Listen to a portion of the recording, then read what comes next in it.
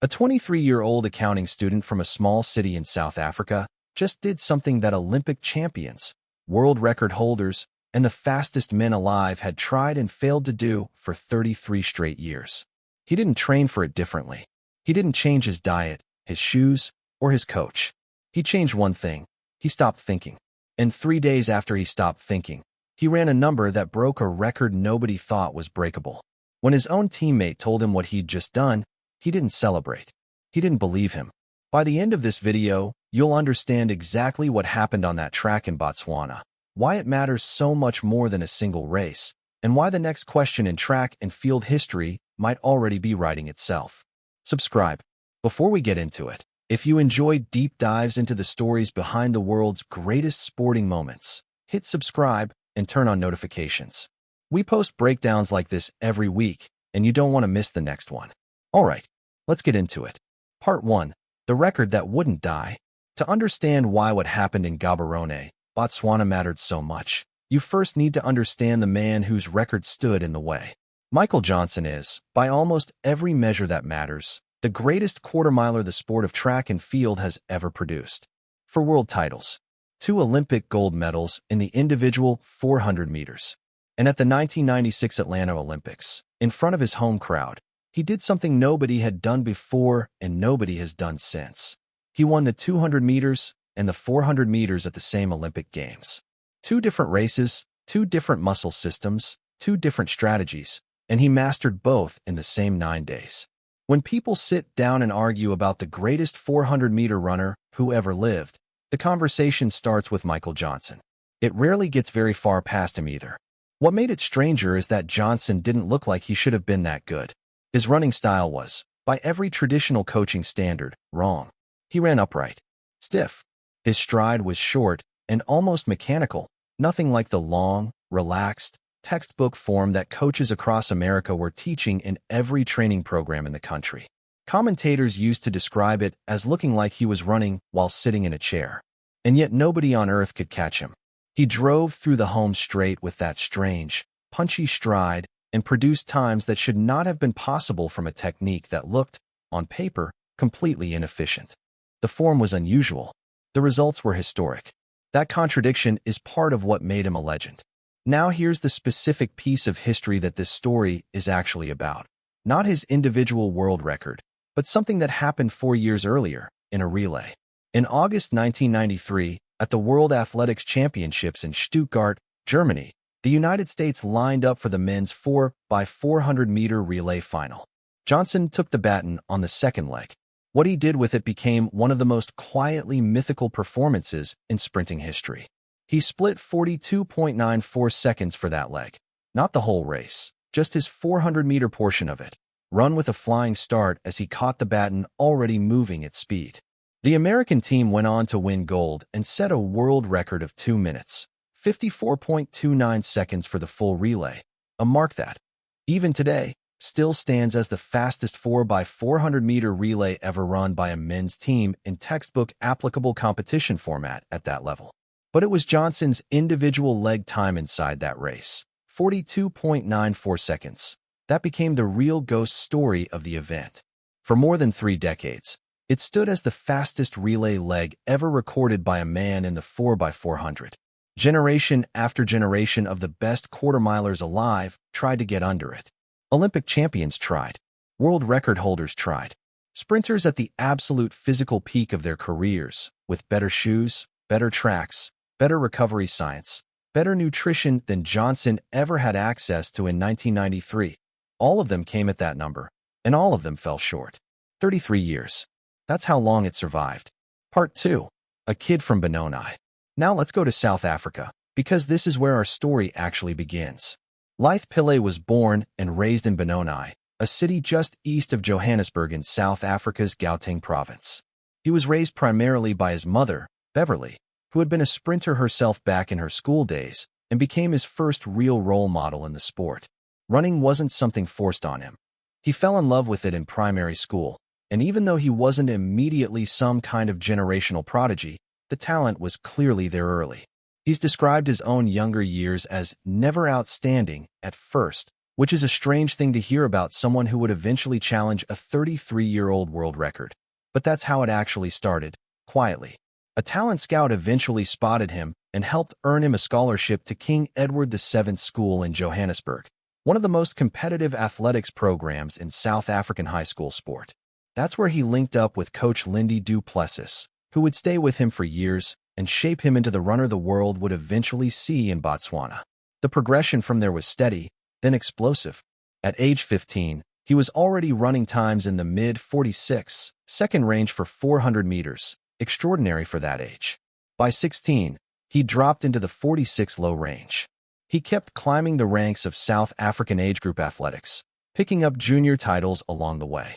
Then came 2022, in Cali, Colombia, at the World Athletics Under-20 Championships. Pillay won gold in the 400 meters, running 45.28 seconds to take the title, overtaking his Jamaican rival in the final stretch after a preparation that had been hampered by illness and even a hospitalization earlier that season. He was 19 years old. South Africa had found something real. But junior gold is never the same as senior dominance, and the years that followed would prove exactly how hard that gap is to close. Pillay competed at the Tokyo 2020 Olympics as part of South Africa's 4x400 relay team, though they didn't advance past the heats. Then, at the Paris 2024 Olympics, he qualified individually in the 400 meters, reached the semifinals, and was eliminated there. He cried talking to journalists directly after that race.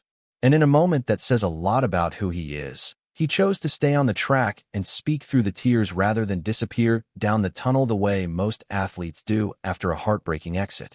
Just days later, he came back and anchored South Africa's relay team to a result in the Olympic final. The relay was always where Pillay seemed to fly. In the individual event, something kept getting stuck.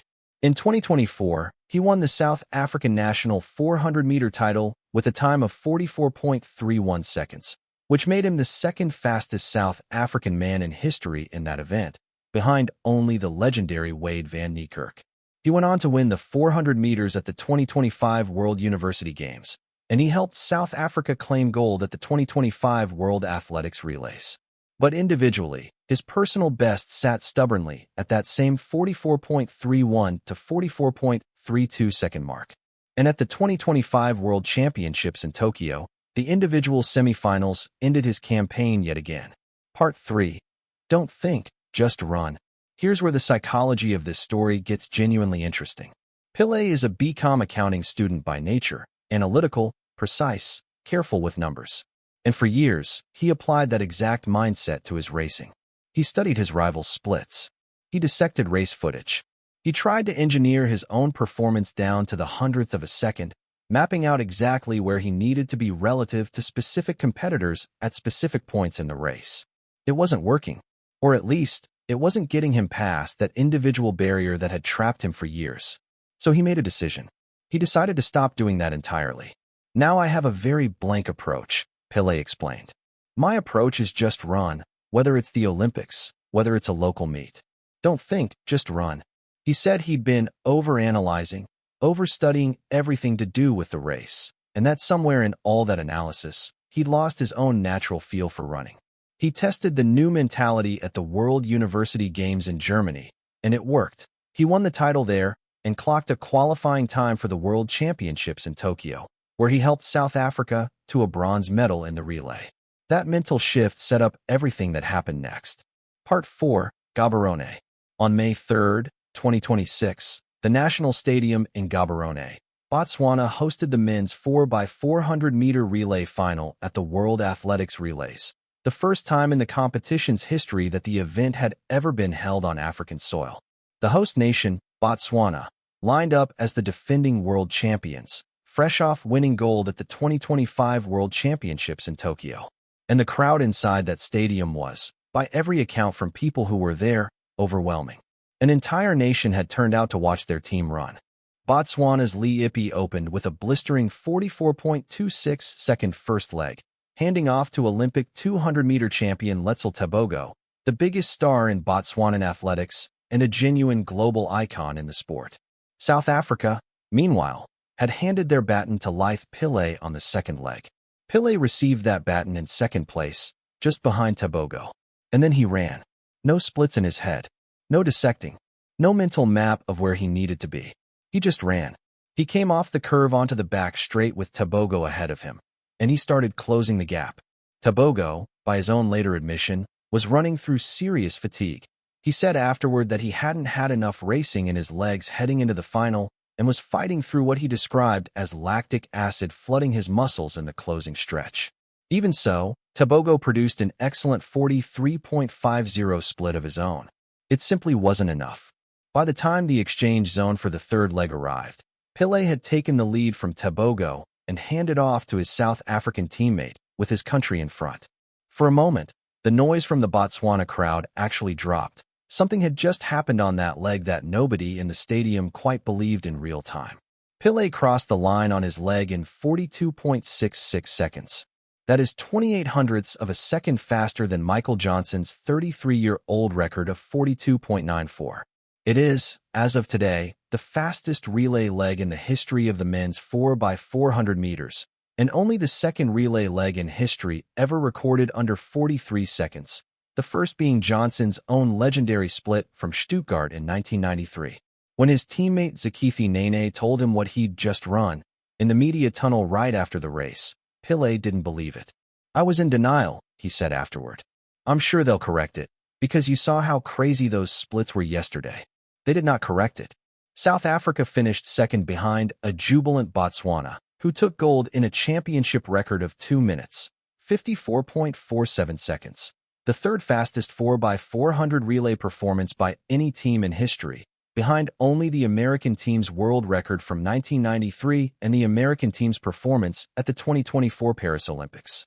South Africa's silver medal time of 2 minutes, 55.07 seconds was itself the fifth fastest men's relay ever run, and it moved their nation into the all-time top tier of relay performances.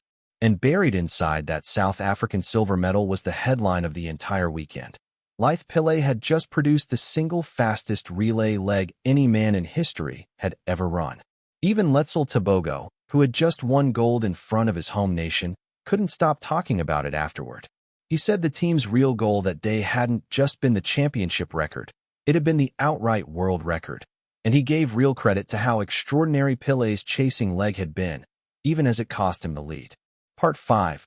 What this number actually means, and what it doesn't. Now, honesty matters here, because there is a very important distinction that gets lost in a lot of the excitement around moments like this. A relay split is not the same thing as an individual 400-meter race, and pretending otherwise would be misleading. In a relay, the incoming runner takes the baton already moving at speed. There's a flying start built into the exchange, which adds real pace that a solo sprinter starting from blocks simply does not get. That's not a knock on what Pillay did. It's just physics, and it's the same advantage every relay runner in history has had, including Michael Johnson back in 1993. So here's the full, accurate picture of where the individual world record actually stands.